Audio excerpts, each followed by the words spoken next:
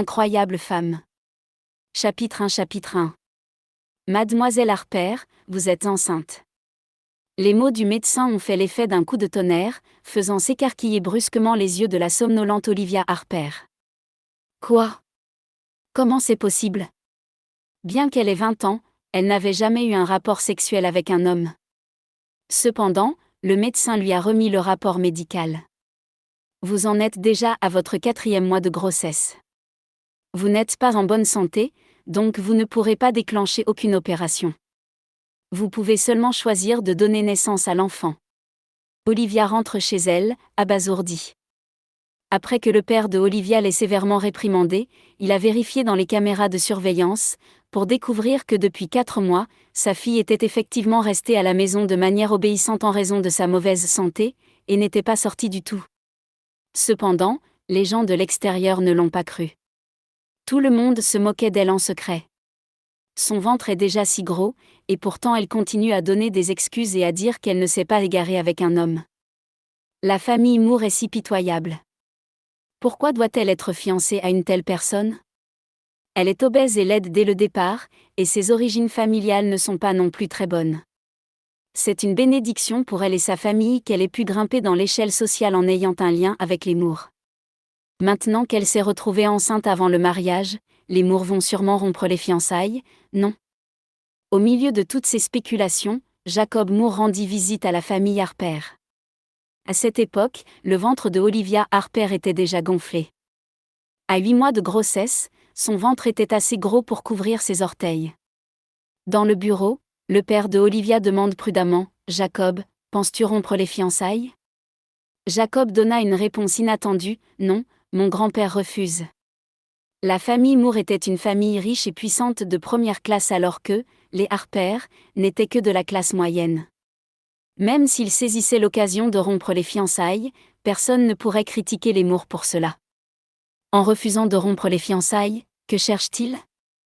Plus Jacob y pensait, plus il était en colère. Il maudit avec irritation, la vue de son visage de porc me dégoûte déjà depuis le début, et maintenant elle est même enceinte de l'enfant d'un inconnu. Pourquoi devrais-je être le héros qui en prend la responsabilité? Le père de Olivia répliqua sur le champ et lui dit, « Ne t'inquiète pas, Jacob. Je renverrai le bébé immédiatement après son accouchement. » Olivia, qui avait gardé le silence pendant tout ce temps, a soudainement levé la tête. Non. Au cours des derniers mois, elle était passée de l'hésitation au désarroi, puis à un état d'acceptation de la réalité à contre-séure. Elle pouvait sentir les battements de cœur de son enfant de plus en plus clairement au fil des jours, et elle avait déjà depuis longtemps développé des sentiments pour lui. L'enfant était innocent. Ils ne doivent pas l'abandonner. Elle voulait carrément rompre ses fiançailles. Mais c'est à ce moment précis qu'elle a soudainement ressenti des vagues de douleur et des convulsions dans son abdomen. Elle était sur le point d'accoucher. 5 ans plus tard. Maman, réveille-toi.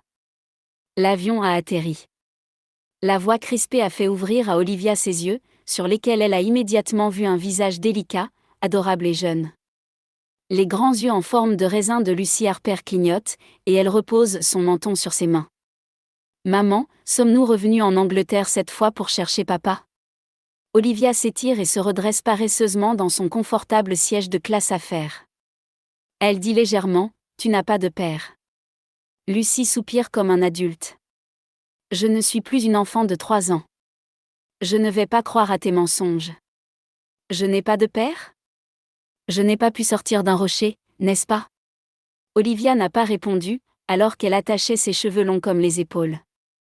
Sa peau claire et son nez pointu et effilé, associés à ses lèvres roses et à sa silhouette gracieuse, faisaient d'elle un beau spectacle dans l'avion. Lucy a continué à marmonner d'un air mécontent, « Si ce n'est pas pour chercher papa, alors est-ce pour trouver mon frère aîné? » Frère aîné. Une lueur froide a traversé les yeux en amande baissée de Olivia. Cette année-là, elle avait donné naissance à une paire de jumeaux, un garçon et une fille. Cependant, le père de Olivia n'avait pas tenu compte de ses souhaits et avait abandonné de force les 2 enfants. Elle était descendue du lit d'accouchement et s'était battue de toutes ses forces. Malgré cela, elle n'a pu sauver que Lucy. Après cela, elle est même entrée dans un état critique. Si sa tante ne s'était pas précipitée dans le passé et ne l'avait pas emmenée à l'étranger pour qu'elle récupère, elle aurait probablement cessé d'exister dans le monde. Il lui a fallu 5 ans pour se rétablir. Son obésité, qui avait été causée par l'utilisation erronée d'hormones pendant son enfance, a également été finalement guérie.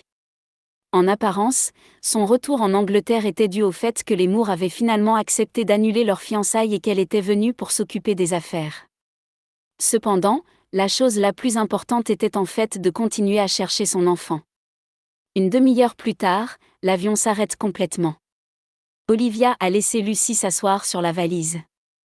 Puis, elle a marché tout en poussant la valise vers l'avant. Dès qu'elle a allumé le téléphone, elle a reçu un appel. De l'autre côté de la ligne, il y avait une voix frivole mais vivante. « Mademoiselle Harper, tu dois faire attention. » Olivia a demandé avec désinvolture. « Pourquoi ?» Lucas Jones, le chef de la famille numéro 1 en Angleterre, est en train de collecter tes informations personnelles dans le monde entier. Il n'abandonnera probablement pas cette fois jusqu'à ce qu'il te trouve. La voix donnait un peu l'impression que son propriétaire jubilait. Olivia a dit « Oh. Hey, vous étiez à l'étranger précédemment et n'étiez pas sur son territoire, vous avez donc pu l'éviter parfaitement. Mais maintenant que tu es de retour, tu ne pourras plus t'échapper. En tant que chirurgien le plus prestigieux du coin, ne peux-tu pas simplement traiter la maladie de sa grand-mère ? J'ai entendu dire que Lucas Jones est très généreux, et c'est même un homme si beau qu'il est difficile d'en trouver un comme lui. Peut-être que tous les deux, vous pourriez même développer une romance qui vous ferait chanter et pleurer. » Olivia a bâillé paresseusement. La famille numéro 1 était une grande famille avec une grande entreprise. Les relations interpersonnelles en son sein étaient compliquées. Traiter la maladie d'une personne de cette famille pourrait même finir par impliquer une lutte pour le pouvoir et l'héritage. Pourquoi s'impliquerait-elle dans les luttes ouvertes et secrètes de ces riches et puissants de haut rang ? Elle était de retour en Angleterre pour chercher son fils. Elle ne doit pas causer de complications. Alors qu'elle s'approchait de la sortie, Olivia a soudainement aperçu une silhouette familière dans le hall d'arrivée en face. Elle a répondu de manière superficielle, « Je n'ai pas la chance de pouvoir profiter d'une telle beauté. » Après avoir raccroché, elle a jeté le téléphone dans sa poche et a jeté un regard froid vers le bas. Elle ne s'attendait pas à voir une vieille connaissance si tôt. Un homme se tenait à un endroit bien en vue à la sortie de l'aéroport. Il portait un costume et semblait assez brillant et joyeux. Il avait l'air un peu plus mûr qu'il y a 5 ans, il s'agissait de son fiancé, Jacob Moore. Une pancarte à la main, il se tenait là, impatient, et murmurait « Quand est-ce que cette satanée obèse sort exactement ?» Derrière lui, son majordome lui dit « Monsieur Moore, soyez patient. Le vieux monsieur vous a spécialement demandé de ne pas trop envenimer les choses, même si vous annulez les fiançailles. » Jacob a froncé les sourcils. Il semblait un peu irrité. « Patience ? Ne s'agit-il pas plutôt de dégoût ? Elle était si obèse avant, et elle doit être encore plus obèse après avoir accouché. Elle veut probablement sauver les fiançailles encore plus fort maintenant, non ? Pourquoi ai-je la malchance de me retrouver avec une telle personne comme ça ? Ces mots ont atteint les oreilles de Olivia, mais elle n'a même pas sourcillé. Au cours des 5 dernières années, elle avait à plusieurs reprises évoqué son désir de rompre les fiançailles. Cependant, ni les Harper ni les Moore n'avaient accepté. Qui se mêlait à qui exactement ? Elle n'a pas envie de prêter attention à cet homme et a l'intention de partir immédiatement avec Lucy. Après avoir murmuré, Jacob se retourne et ses yeux s'illuminent. La belle femme, qui a été la première à sortir de l'aéroport, était magnifique et incroyablement éblouissante. C'était comme si l'aéroport tout entier s'était éclairé de quelques crans au moment où elle était apparue. Voyant la femme se rapprocher de plus en plus, Jacob a redressé son dos et soigné son costume de luxe. Puis, il a souri et a demandé avec confiance, « Bonjour ma belle, puis-je vous demander votre nom ?» Il était l'image exacte d'un pan mâle avec sa traîne ouverte. Olivia s'est arrêtée et l'a regardé froidement.